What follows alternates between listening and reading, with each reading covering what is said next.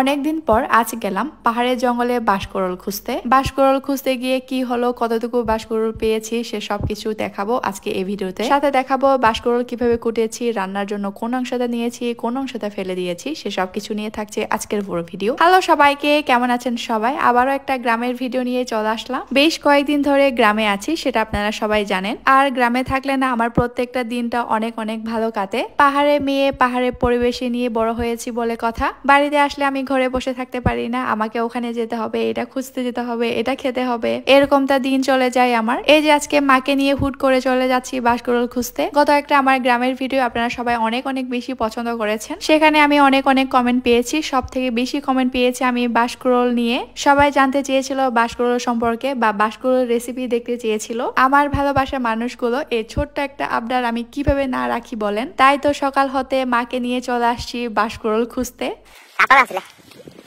Nó có cái làm trò này chỉ là con hàng của bác sĩ. Cái tiệc mình rồi hả?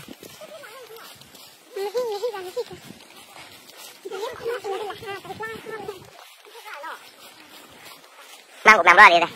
আমরা হাতে হাতে কিন্তু অনেক দূর চলে আসছি। এখন একটা পেয়ারা গাছ দেখতে পেলাম, এখান থেকে পেয়ারা পেরে খাবো, দেন হচ্ছে বাঁশকুড়োল খুঁজতে যাব, এরকমটা আর কি। লাস্ট কখন নিজের হাতে পেয়ারা পেরে খেয়েছিলাম ঠিক মনেও নেই। তো এই গাছে গাছ পাকা পেয়ারা দেখে লোভ সামলাতে না পেরে ছিঁড়তে বসে পড়েছি। পেয়ারাগুলো সত্যি অনেক অনেক মিষ্টি ছিল, আর এই গাছের নিচে এত এত বাতাস ছিল, মনে হচ্ছিল এখানেই বসে থাকি।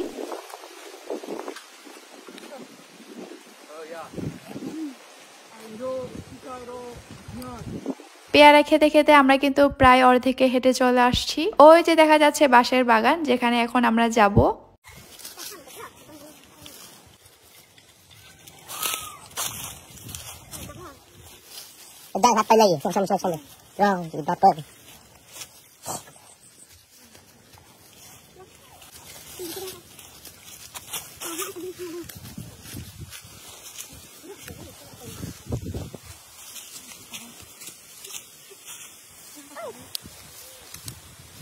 দূর থেকে বাঁশকুড়োল দেখে খুশি হয়ে গিয়েছে, কিন্তু নামার সময় কিন্তু খুবই কেমন হয়ে গিয়েছে। উঠার সময় যে কিভাবে উঠবো সেটাই চিন্তা করতেছি না। যাই হোক ভাই, আগে বাঁশকুড়োলটা খুঁজে নিই, তারপর যা হওয়ার হবে। ছোট থেকে পাহাড়ে ওঠা, পাহাড়ে গিয়ে কিছু খুঁজে নিয়ে আসা কিন্তু আমার খুবই অভ্যাস আছে। কতবার যে এরকম পাহাড়ে উঠতে গিয়ে পাহাড় থেকে পড়েও গিয়েছি। এই যে একটা কচি বাঁশ, এটা কিন্তু এখনো লম্বা হয় নাই, মানে এখনো বড় হয় নাই। তো আমি এটা অনেক কষ্ট করে তুলে নিয়েছি।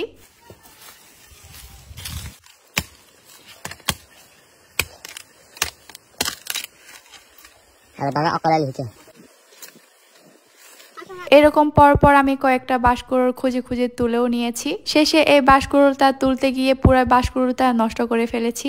আমি তুলতে গিয়েছিলাম একদম গোড়া থেকে, এটা অর্ধেকে ভেঙে গিয়েছে। এই যে দেখেন, আমি জিদ করে গোড়াটাকে তুলতে চেয়েছিলাম, কিন্তু কোনো লাভ হয় নাই, সবকিছু গুঁড়ে গুঁড়ে হয়ে গিয়েছে, মানে নষ্ট হয়ে গিয়েছে। যাই হোক ভাই, আজকে কিন্তু অনেকগুলা বাঁশকুড়োল পেয়েছি। এই যে দেখেন, তার সাথে আজকে বাঁশকুড়োল গুলো মানে কচি বাঁশগুলো কিন্তু অনেক অনেক বড় বড় ছিল।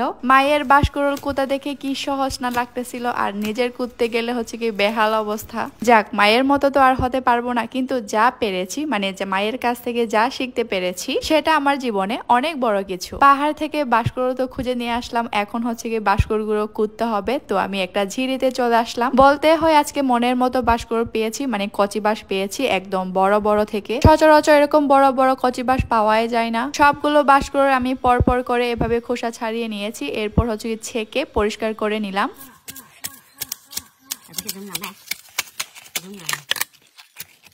Tidak, terdakas ke? Takkan. Saya takkan. Kenapa ya? Kalkan kali.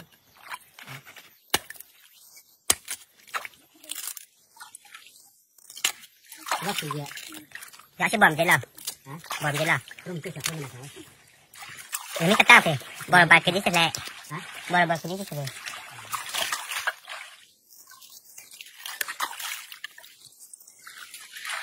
Ready?